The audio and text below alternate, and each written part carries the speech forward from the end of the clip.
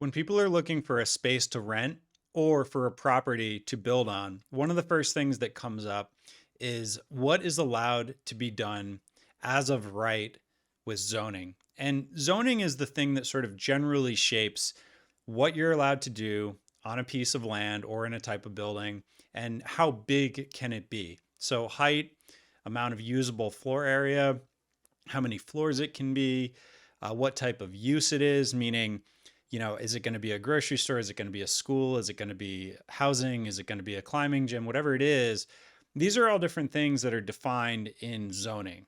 And one of the things that people, I think, sometimes confuse is what zoning is and building codes are. And so I'm going to talk a little bit right now about that because right when you start looking at buildings or land to purchase, one of the first things that you should do is look at the zoning for it. And so, specifically, figuring out what your use is. And by use, that's a technical word, it's not a complicated word, but it means something in zoning. Use is referring to exactly how the zoning code is going to classify you. And there's these different categories that you'll fall into, recreation, assembly, housing, educational, institutional, manufacturing.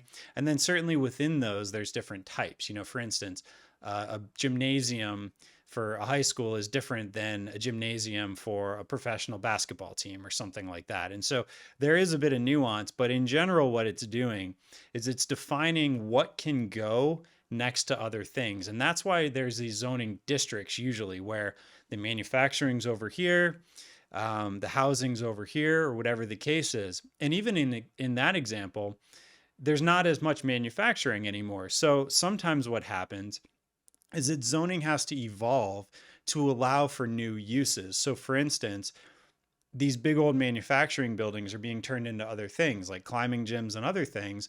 Sometimes you have to ask for permission to do that because it may not be allowed as of right. And if you have to ask for permission to do something, that's when a variance is involved. And a variance is when you have to demonstrate a hardship, meaning you say, look, I want to do X, Y, or Z, but I'm not allowed to do it. And generally speaking, it ends up going through a public process, public notifications, public hearings to have a zoning board vote, thumbs up, thumbs down on what you're trying to do. It's generally not something that you just ask for no reason. Again, usually you have to demonstrate some sort of a hardship, as in, this is a good idea to do it, but I'm not allowed to. So, will you give me a break and give me this variance so that I can do it? Other ways that that comes up is, certain old cities where there's not enough, the lots are so old and modern zoning doesn't allow you really to build much of anything.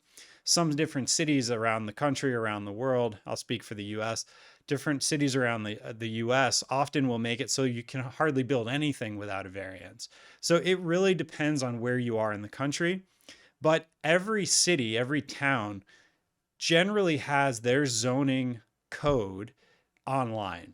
And there's different ways of getting to that. But in general, you should be able to do a little bit of basic research to track down what it is that you're going to fall under in terms of the use or the use group, whatever, however they refer to it. It's always a little different in every town, every city. But in general, it always works the same, which is you have to understand what your use is.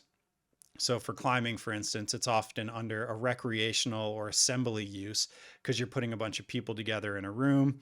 It's a little tricky because the point is that when you sort of define what category you believe you fall into, you can then cross-reference that with whatever property, whatever space you're looking to lease to see if there should be a chart where it's basically going to tell you, are you allowed to do that? Sometimes there's an in-between where you're allowed to do it with a special exemption of some sort.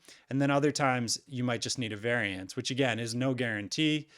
I've gotten them many times. It isn't impossible by any means, but it's one of those things where you want to have an argument for why they should give you this variance. So that's generally speaking how zoning works. Building codes, on the other hand, really have a lot to do with the inside of the building and, different things like exit access, different things about the fire rating of different walls, light and air and all these different things like that that are really about the building itself that is within the zoning envelope, if you will. So zoning is really defining the sort of look and feel and the way different types of things are related to each other. So, not having housing in the manufacturing area or whatever it is, that's zoning. But the actual way the housing is put together or the way the manufacturing building is put together, that has a lot more to do with the building code because that's a lot more specific to the technical parts of putting buildings together. And again, every city is a little bit different, but one of the very first things in order to make sure that you've got your feet under you with the project is to make sure that whatever it is you're looking at, you can do what you want to within it. So, just a piece of advice on how to navigate zoning. If that's helpful, please like and subscribe. I really appreciate your time. Thanks for watching.